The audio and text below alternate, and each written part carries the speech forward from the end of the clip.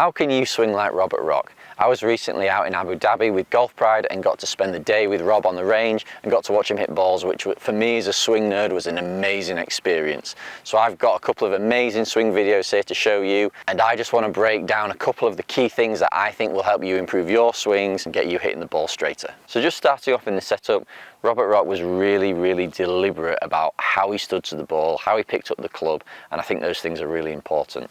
So he had a really neutral grip, which I think is vital if you're trying to play with a fairly neutral flight.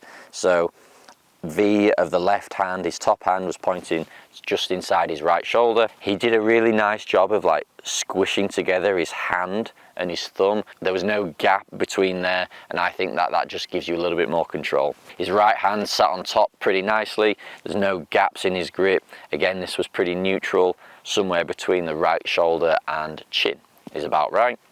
So what that does is that then allows him to swing the club with a very neutral club face. If you're trying to hit the ball as straight as possible, which is what Rob told me he was trying to do, is the more off you have your grip in terms of weak or strong, then that means that something else in the swing has to compensate for that. So someone like Dustin Johnson, who's got the big shut face at the top, he then has to swing to compensate for that. Someone like John Rahm, who's got a very weak grip, his swing is built to compensate for that. So Rob, who's trying to just play as neutrally as possible, just gets everything on very square, very neutral, and that gives him a good start. Interestingly, when you watch his swing, I always find that he looks to always be in perfect balance, and I think that is because of how wide he stands. I think he sort of has a bit of a wider stance than what you might see at your home club. Certainly his feet almost wider than shoulder width apart. I think that allows him to stay very centered as he turns back, but it also helps him finish always in balance. You know, there's no footage anywhere on the internet of Robert Rock falling off balance in a golf shot. And I think that a good part of that is stance width. So I think if you could get your hands on neutral and stand nice and wide, then that gives you a pretty good place to start. His posture he definitely isn't arched in his back, and he's not super rounded. He's got a fairly flat lower back with a slightly rounded upper back, which is exactly where it should be. Nice and soft, nice and relaxed, and in a position where you're able to make a good turn. So moving into how he starts the swing. So what we see with Rob, which I like personally, but other people don't like, is he has a good amount of wrist set or right wrist cock in this takeaway. So how he starts the swing is, I think, really good, but some people would argue against me with that. Traditionally, golfers and golf pros have liked a really wide swing. That's what we saw in players like Greg Norman at the best. A young Tiger was especially very wide, certainly at the early start of his career. And what I mean by wide is when the club gets to parallel to the ground, the hands being quite stretched away from the body. Now, where Rob gets it to is sort of like the butt end of the club in line with the outside of his right foot. When he gets to first parallel, a super narrow swing like Danny Willett would be, gets to first parallel before his hands get past his leg. But he gets into sort of a very neutral butt end of the club at his foot. And to do that, you have to have a good amount of right wrist cock. So we know now more than ever that the wrist angles are such an integral part of the golf swing in terms of strike and club face. So I think if you can get your right wrist to sort of do its job as early as possible, you don't really have that much to worry about later on in the swing, and you know it's set. So you know you've set a good club face here, so you can swing with a bit more freedom. So that's something, if I was you at home and I wanted better strikes and probably less shots out to the right, getting that right wrist to work a little bit earlier and maybe being a bit more connected in this first part of the swing is just going to help you do that. The next thing I think that makes Rob Rock's swing so admirable is how he pivots. And what I mean by that is, if you draw a line up his right leg and then on his head, what you see as he turns is he actually moves away from those lines. So all he's doing is, when he's turning back, he's staying very centered, and because our bodies aren't round, if you turn centered, you move away from the lines. So that is what it should look like. And in doing that, that keeps him over the ball, which is just going to allow him to strike the ball better. He seemed particularly interested in how the club met the ground, and that the divot and the club creating a divot stabilized the club face, which would allow you to hit the ball straighter. So He really wanted to stay over the ball as he swings back, which is something that I work with amateur golfers week in, week out on in lessons. So too many golfers are swaying back, which basically means your strike's going to be hit and miss at best. And it also generally means your path will be left, which means you're going to slice it. Working on this pivot is going to help. So get the grip on correctly, nice wide stance, nice relaxed posture. Then we're going to load that wrist as early as we can, and then we're going to turn and stay nice and centered.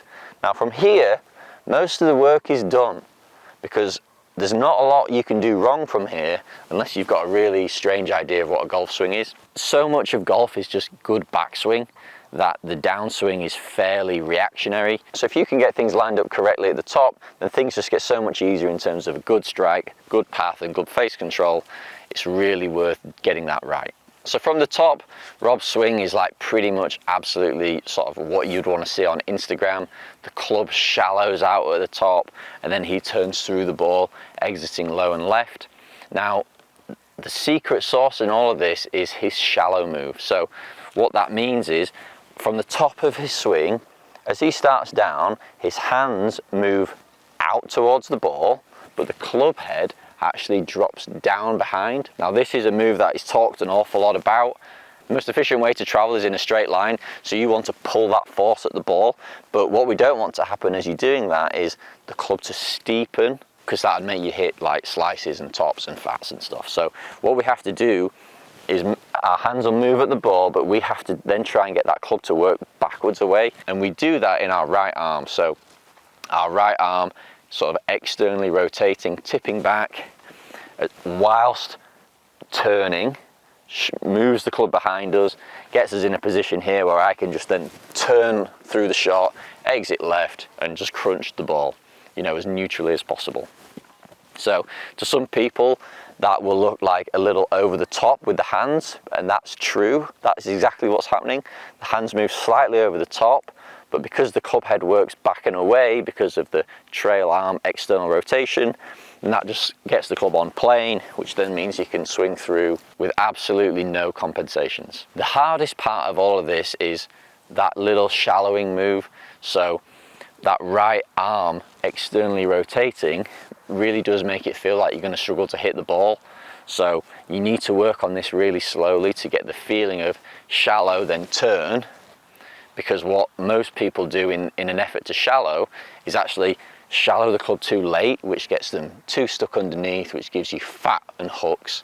So it has to, in order for this to work, you've got to shallow the club early and then turn through the shot, exiting left, because then that keeps the club working on plane all the way down, which gives you straight shots and good strikes. So it is possible to swing like Robert Rock if you're willing to put the time in. I would always suggest you start slow, just at 50% speed. And what 50% speed means is if you hit your 7-iron 150 yards, then hit it 75 yards. Now that's really hard for people to do, but it's a great drill and really makes you aware of your movements so that you can then film it, get some feedback and make sure that things are moving correctly. I do recommend either working with a pro and talking about these things just to help you with your game, or the camera is your best friend. The iPhone camera, you know, on a tripod at a good angle will just allow you to see what you're doing. And then if you can film some swings, do it slowly, look at the feedback, was that right or not? And then if it is, slowly build up the speed. But the camera's great because then you can go, oh, well, that definitely wasn't right. I need to rethink it, and just work on your feels. On a podcast he did with Rick Shields, he said on there that when he was younger, he used to hit 1,000 balls a day, working on his swing, getting his technique right to produce those straight shots. I'm not saying you need to hit as many balls as he did to get this really nice, perfect swing, but if you want to be a top player, then that's what it takes.